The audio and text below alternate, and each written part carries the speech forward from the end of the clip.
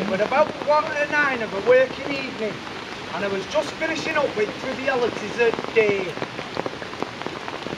And turning me affairs to matters of a far higher purpose, namely, settling in to write my latest article for the Union, when I was disturbed by things of an altercation going on somewhere near Lockside. As I thought it only minor and temporary, I ignored cries for several minutes, as it often seems in case of boatmen and women to sort out disputes with loud vocalisations and fists, rather than smart tongue and logic.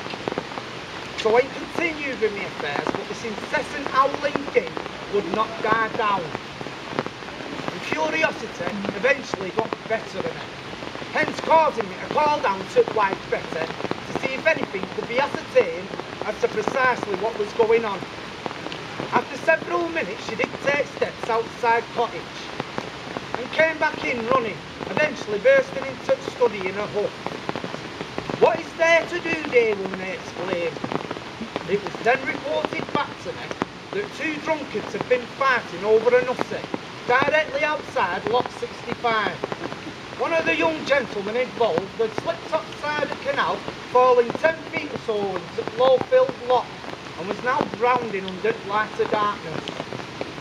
To my recollection, the lock had no laddering, and all involved were far beyond the straight perceptions of reality, rendering them incapable of any sort of rescue attempt. On my way down, I thought it best to bring rope, to tie myself onto the tie, and have sailed down into cold watery depths of lock in my nightgown, as quickly as possible as to secure the survival of the young man. Due to poor lighting conditions at Lockside, it took several minutes to locate the man, who were young, maybe late 20s. Once located, it took some time to assemble the manpower to pull the weight of myself and the young chap from the depths of the lock. An attempt to resuscitate the individual was made, but no pulse was felt, and it was concluded that he'd perished. Subsequent to the event, a large crowd of intoxicated boatmen had gathered by candlelight to form a kind of semi-hearted vigil for the deceased. This soon disintegrated though, when thoughts of an early start crept in and local police constable turned up to take statements. A rogue by the name of Jones, who had had past minor discrepancies with the man, apparently openly confessed at landlord at pub that the scenario was to take place due to Jones's dislike of the young man's involvement, leading to the undesirable impregnation of one of his daughters. As the situation was premeditated, he was later that week detained on grounds of murder.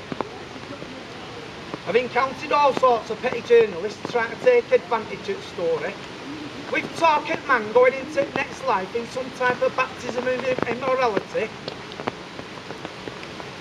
Press have also asked to speak to a so-called hero, being myself, for so-called acts of bravery during incident.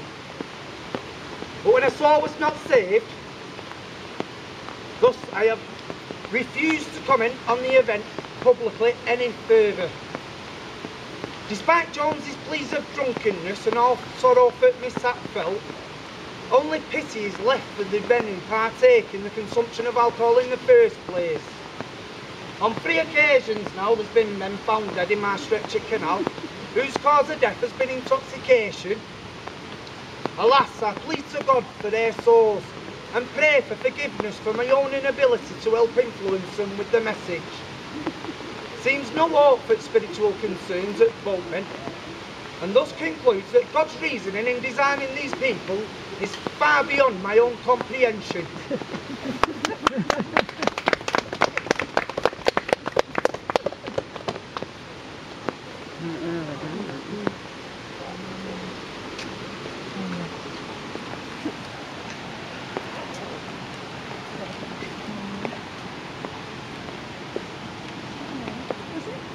Set up autumn, surrounded by the Legion tomorrow, dreaming about us and dispense. Scents and scenery set in the middle of night, in a period no one can really fight. Not stronger, But is it same all over again? Over to you, no madman or madam in black again, blocking the low-lighted canal, ready to pop and glow. In a period, tight nets like fishing, coming up beneath you. Tightening black belt, nothing to do with Christ, church like loving water lines. Can't you wait a little? Not like the amusing Blackpool, the waistline nothing to do with nipping out. Waiting to ask a question in the middle of Greenland, with very few affordable housing arrangements and socialising,